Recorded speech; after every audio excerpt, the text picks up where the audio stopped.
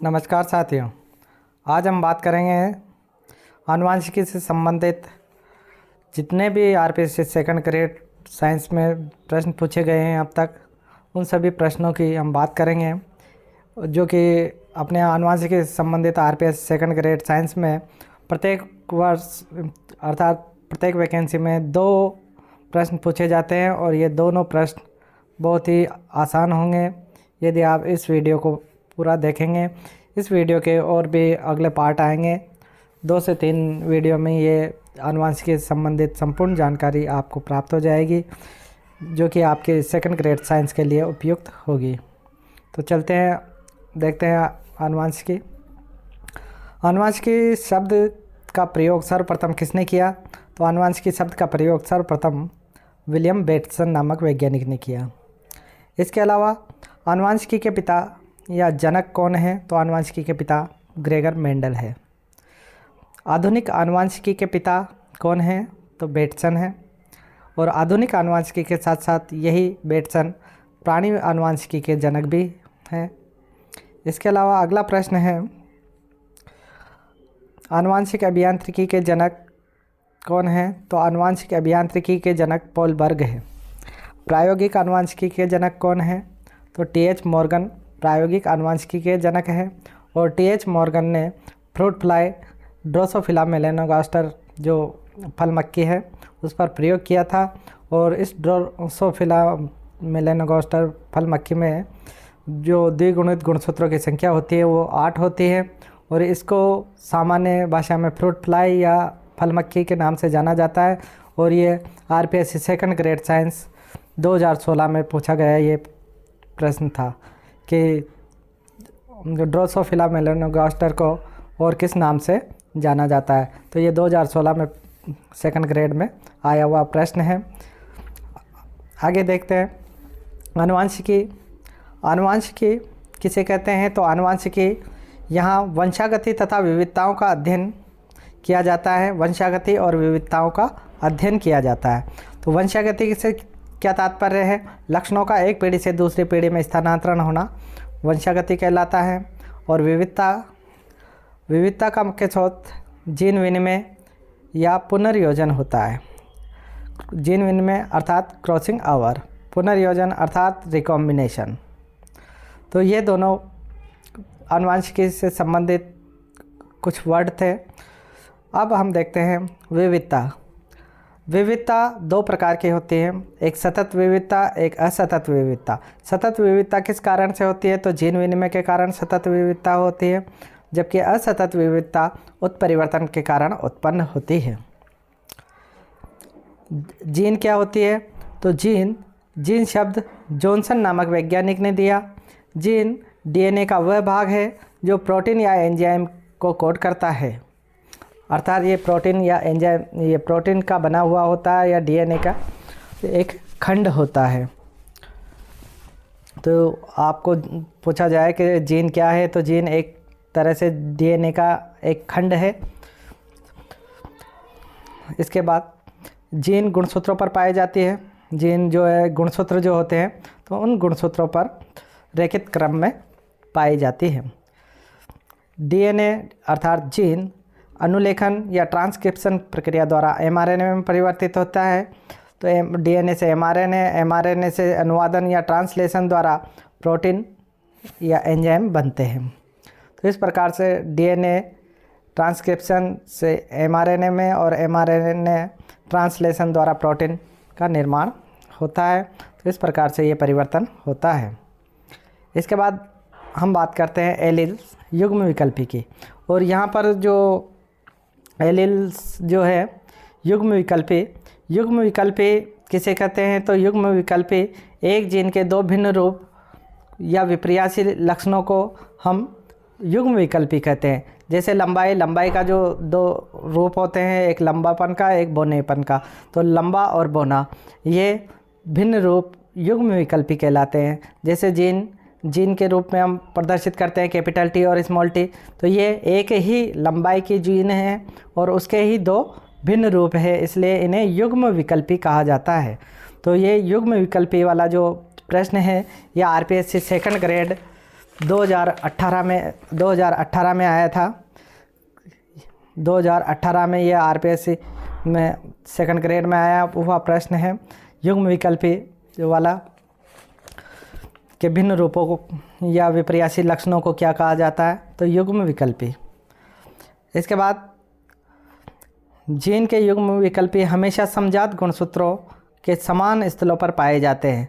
समजात गुणसूत्रों के समान स्थलों पर पाए जाते हैं।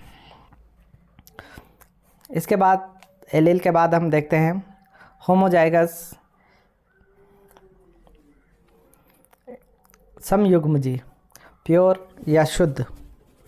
तो समजात गुणसूत्रों पर एक समान युग्म विकल्पी का होना ही होमोजाइगस या प्योर या शुद्ध या समयुग्मजी कहलाता है।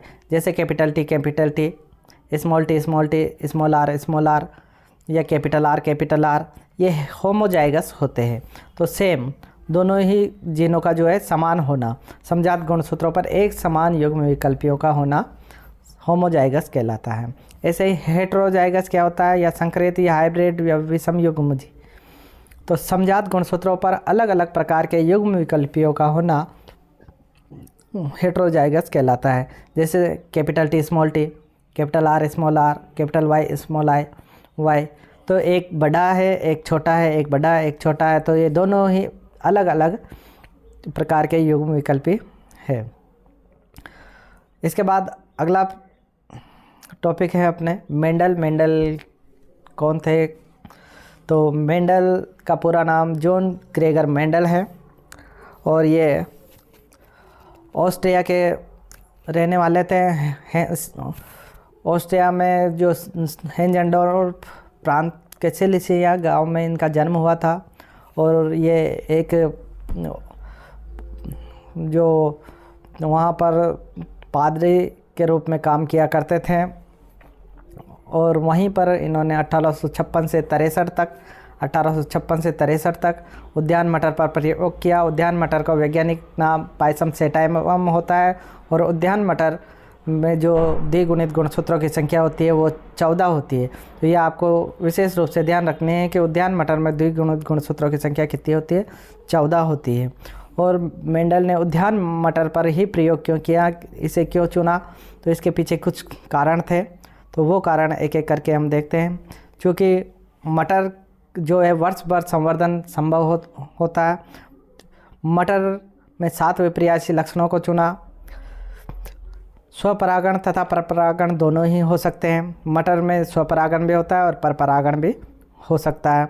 इसके अलावा मटर का जो पादप है 1 वर्षीय पादप होता है, छोटा जीवन काल होता है, जिससे कम समय में अनेक पीढ़ियाँ पर अध्ययन किया जा सकता है।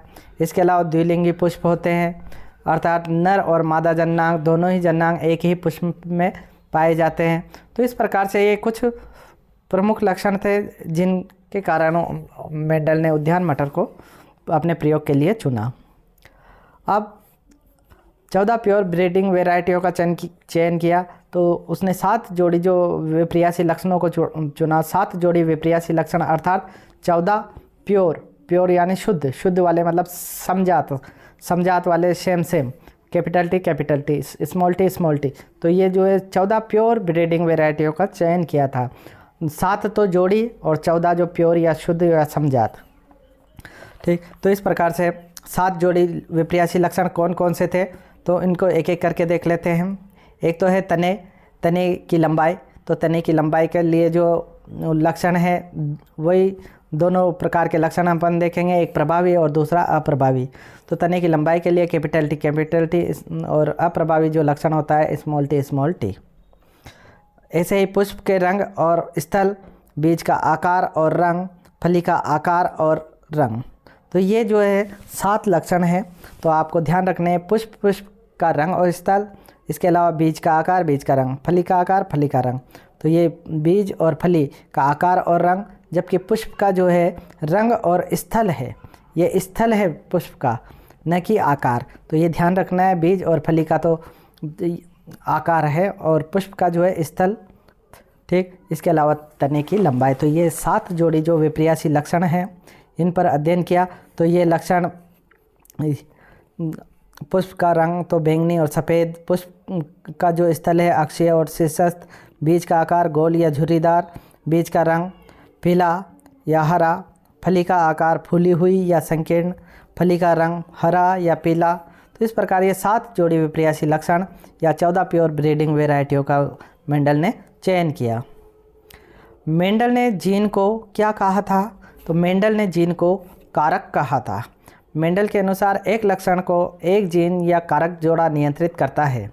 मेंडल के अनुसार एक लक्षण को नियंत्रित करता है एक जीन या कारक का जोड़ा, या तो एक जीन का जोड़ा कह दें या एक कारक का जोड़ा कह दें, एक ही बात है। मेंडल ने चूँकि जीन को ही कारक कहा था, तो इस प्रकार से मेंडल ने कहा था कि एक लक्षण को एक जीन का जोड़ा नियंत्रित करता है। इसके बाद आगे देखते हैं मेंडल के कार्यों की पुनः खोज किसने की? तो मेंडल के कार्यों की पुनः खोज सन 1900 में की गई। वो 3 वैज्ञानिक थे, एक हॉलैंड का ह्यूगो डी वरीज, दूसरा जर्मनी का कोल कोरेंस और तीसरा ऑस्ट्रिया का एरिक वॉन शेरमैक। तो इस प्रकार से ये तीनों वैज्ञानिक जिन्होंने मेंडल के कार्यों की पुनः खोज की और इसके बाद मेंडल के कार्यों पर प्रकाश पड़ा। मेंडल के जीवित रहते हुए उसके कार्यों को किसी ने नहीं सराहा, उसके मृत्यु के पश्चात उसके कार्यों का जो है जानकारी प्राप्त हुई और उसके बाद में ही उन पर पुनः अध्ययन किया गया। ठीक, तो ये थे मेंडल का जीवन परिचय और उद्यान मटर को क्यों चुना। तो ये सारी जो जानकारी है ये सामान्य जानकारी थी। इसके पश्चात हम मेंडल का जो एक संकर संकरण प्रयोग और द्विसंकर संकरण प्रयोग किया, तो पहले हम देख लेते हैं एक संकर संकरण प्रयोग। मोनोहाइब्रिड क्रॉस तने की लंबाई से संबंधित ये प्रयोग है। तने की लंबाई शुद्ध लंबे पादप, शुद्ध बोने पादप दोनों के मध्य मेंडल ने क्रॉस कराया। शुद्ध लंबे पादप जिन्हें कैपिटल टी और शुद्ध बोने पादपों के लिए स्मॉल टी लिया। ये द्विगुणित गुणसूत्र हैं। यहाँ पर दोनों का क्रॉस कराने पर जो F1 पीढ़ी अर्थात प्रथम पीढ़ी में जो पौधे प्राप्त होते हैं वो कैपिटल टी स्मॉल टी, एक इधर से कैपिटल टी एक इधर से स्मॉल टी, तो दोनों का एक एक युग्मक आता है और आने के बाद पश्चात जो F1 पीढ़ी में प्राप्त होता है वो कैपिटल टी स्मॉल टी प्राप्त हो जाते हैं। इस प्रकार F1 पीढ़ी में सभी पौधे लंबे प्राप्त होते हैं। तो सभी पौधे लंबे प्राप्त होते हैं। क्यों प्राप्त होते हैं? क्योंकि इसमें जो कैपिटल टी वाली जो जीन है ये प्रभावी जीन है। क्योंकि अपन ने ऊपर जो मेंडल के ने जो लक्षण लिए थे तो उनमें अपन ने लिखा था, देखा था कि प्रभावी और अप्रभावी, प्रभावी जीन कौन सी है और अप्रभावी जीन कौन सी है। तो यहाँ पर लंबाई की जो कैपिटल टी वाली जो जीन होती है वो प्रभावी जीन होती है और जबकि स्मॉल टी वाली जीन जो है अप्रभावी जीन होती है। तो इसलिए ये दोनों के मध्य क्रॉस कराया। क्रॉस कराने पर ये जो F1 पीढ़ी में कैपिटल टी स्मॉल टी वाले F1 पीढ़ी प्राप्त होती है। तो इसमें प्रभावी लक्षण कैपिटल टी होने के कारण सभी पादप लंबे प्राप्त होते हैं और ये सभी पादप लंबे प्राप्त होना ये प्रभाविता का नियम इसी आधार पर दिया गया कि F1 पीढ़ी में जो लक्षण प्रकट होता है वही प्रभावी लक्षण होता है और यही प्रभाविता का नियम होता है।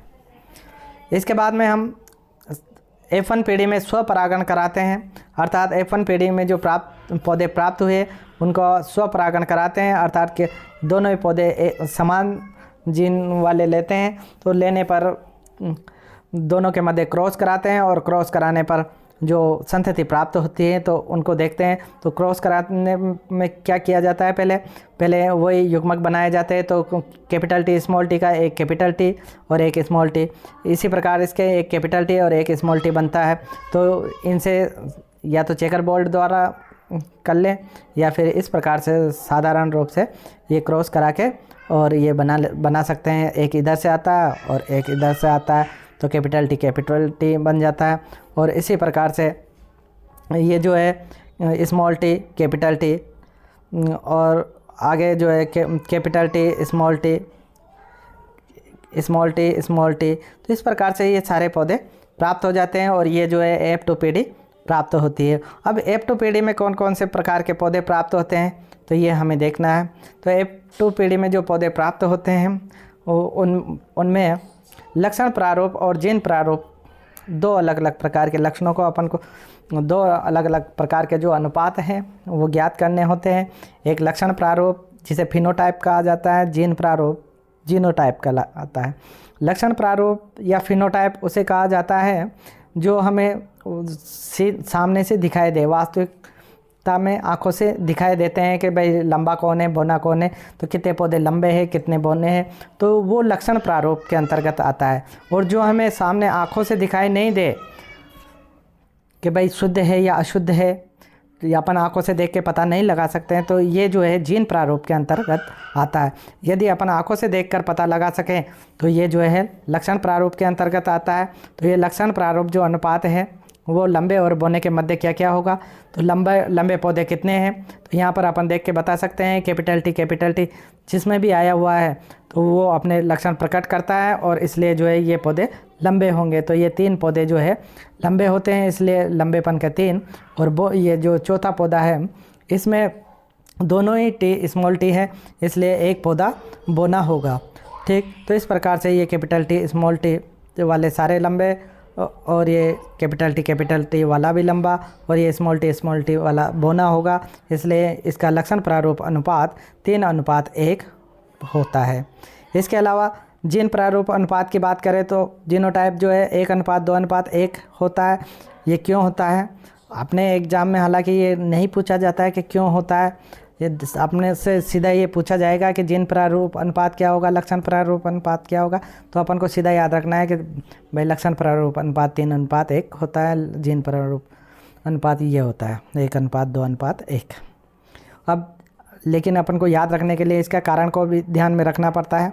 तो वो क्यों होता है, शुद्ध लंबा, ये जीन प्रारूप अनुपात की अपन बात कर रहे हैं, तो जीन प्रारूप अनुपात में शुद्ध लंबे कितने हैं, तो शुद्ध लंबाई है 1 है, क्योंकि दोनों ही कैपिटल टी है।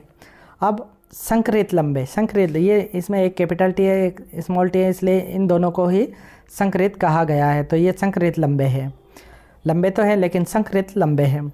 इसके अलावा ये स्मॉल टी ये शुद्ध बोना है, बोना तो है बोना ही है, बोना कह दो या शुद्ध बोना कह दो, एक ही बात है, चूँकि बोना जब भी होगा वो शुद्ध बोना ही होगा।